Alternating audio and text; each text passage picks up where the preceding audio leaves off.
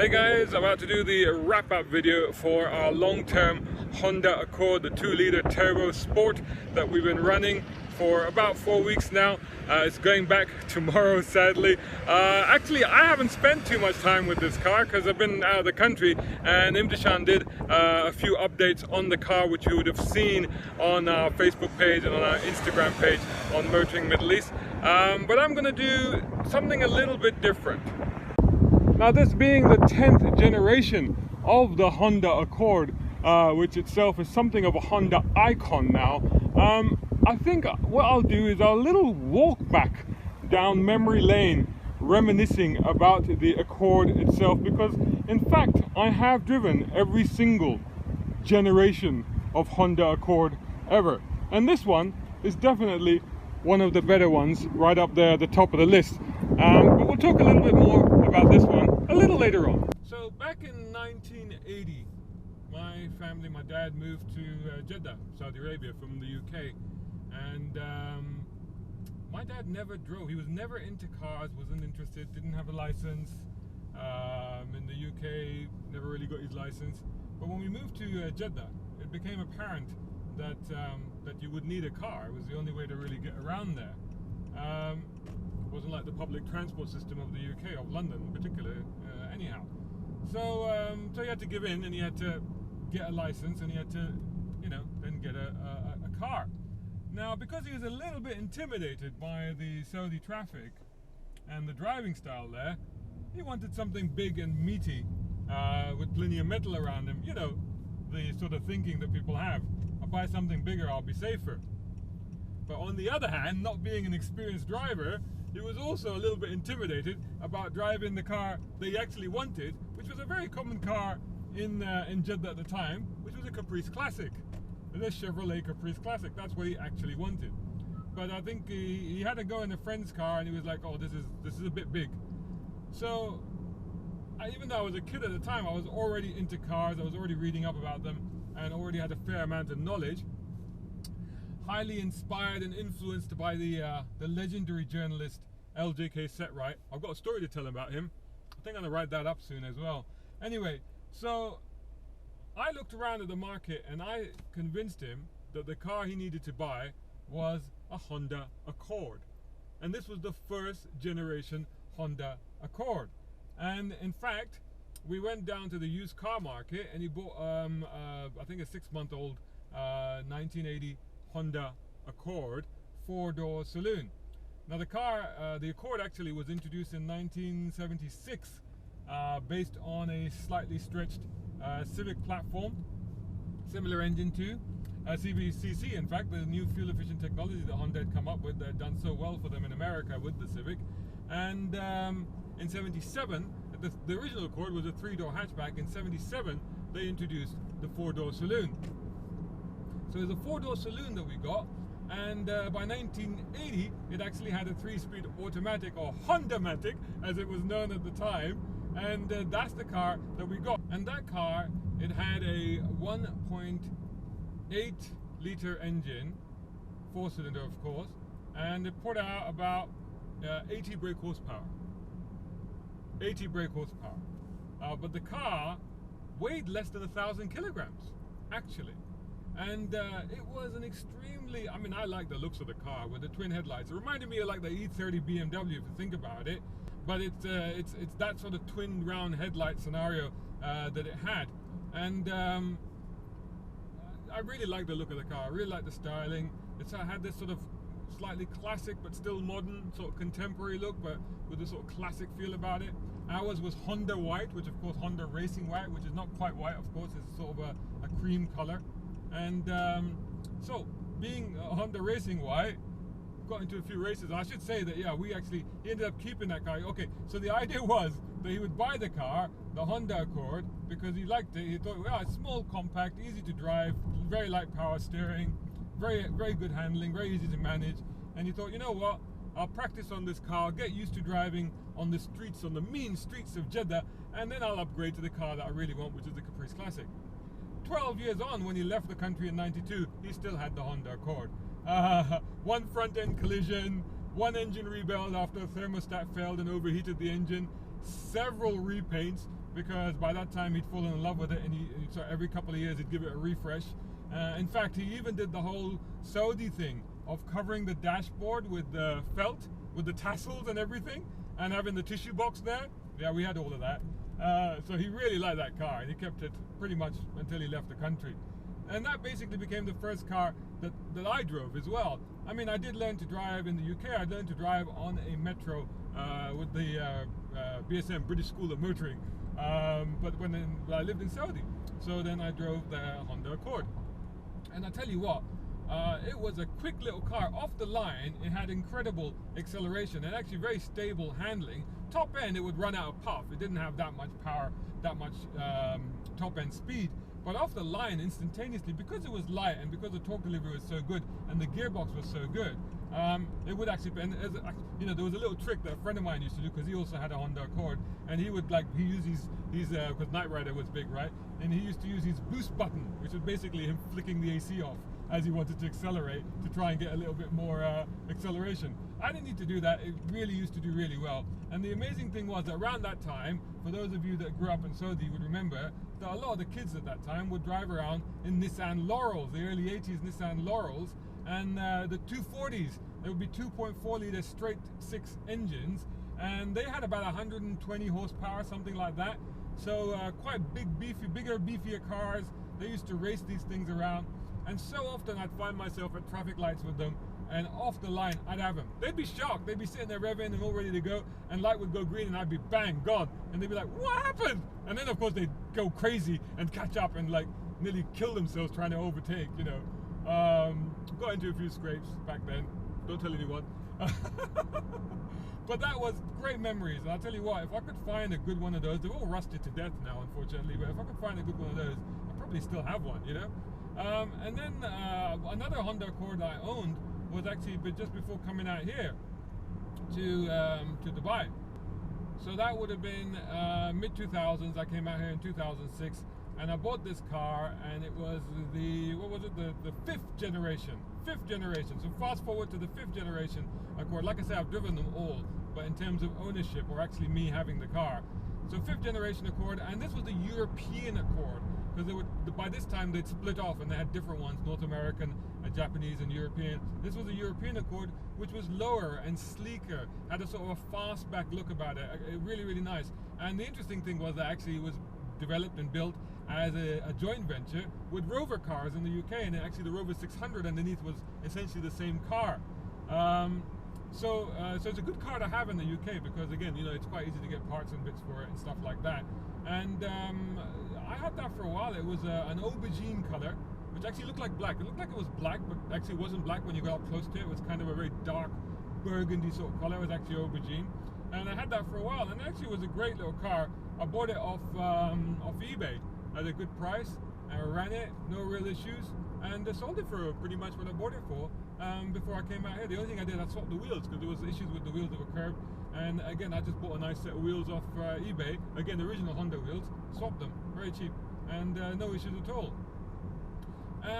One of my most memorable drives in a Honda Accord, however, came a little bit before that, actually, while I was working at a magazine called Used Car Buyer magazine. The Used Car Buyer, as you can imagine, was all about, you know, looking back at cars that you could own from a few years ago.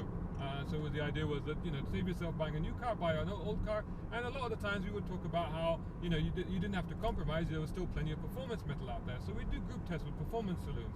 So one time we were doing a performance saloon group test of cars from, well, it was about 98 actually. So the car I'm talking about was actually the sixth generation Accord that came after the one I owned. So it was a 98 onwards. And the car that I'm specifically talking about was the Accord Type R. Again, the European version, Accord Type R. And that car, I think it had a 2.2 litre Type R engine, about, was it 215 horsepower, something like that. Fantastic cars. The police on the Isle of Man ran these Accords as their police cars, Type R Accords. Isn't that cool? And so we found ourselves doing a group test with these cars. This car now, the Accord, what did it have? It had a Momo steering wheel, Recaro seats, it had LSD, limited slip differential, 0 to 100 in about 7.2 seconds. And one of the cars that we were putting up against, well, actually, I think it was a 3 or 4 car shootout. I can't remember the other two, but the reason I remember this one, it was very memorable because one of the other editors, he was driving a Mercedes C43 AMG. Now that car, if you remember, had a V8. I think it was it a 4.3 litre V8 with about 306 brake horsepower. So nearly 100 more horsepower than the Accord Type R. And of course, this being the UK, we were doing this test on country roads, and in a straight line, so he was ahead of me, I was behind him.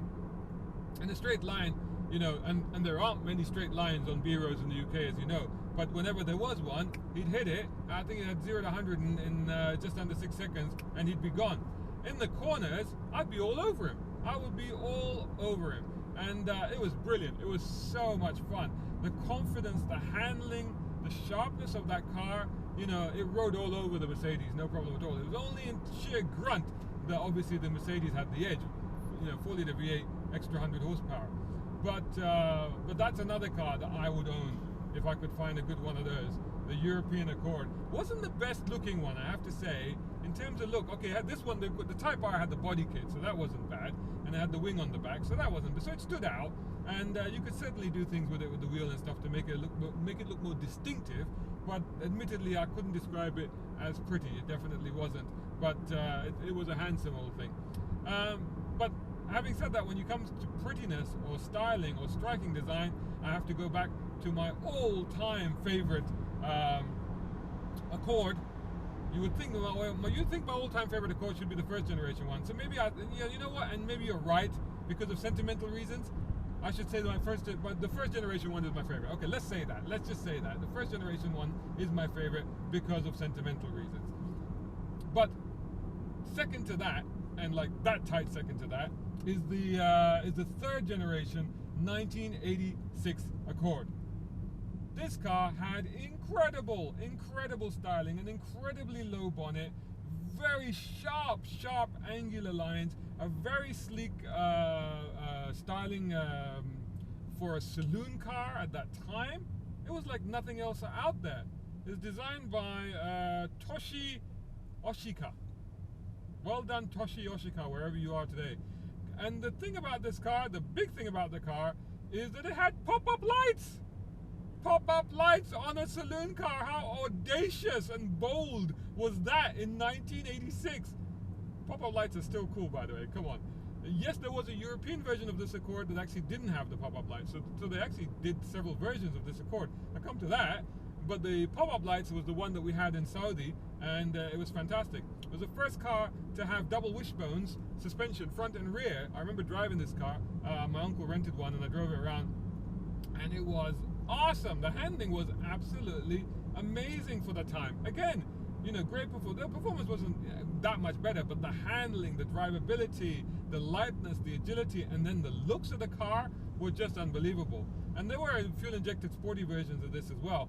Going back to all the different versions of it, there was a hatchback version, I think very popular in America, and there was a coupe version, again popular in America, and then there was this really unique car, and it was basically a 3-door estate car, and it was called the Aerodecker, and it was like a shooting brake sort of thing, and it had like a long flat roof into a cut-off back on the car, and yeah, really with the pop-up lights and just contrasting black side stripes, side rubbing strips.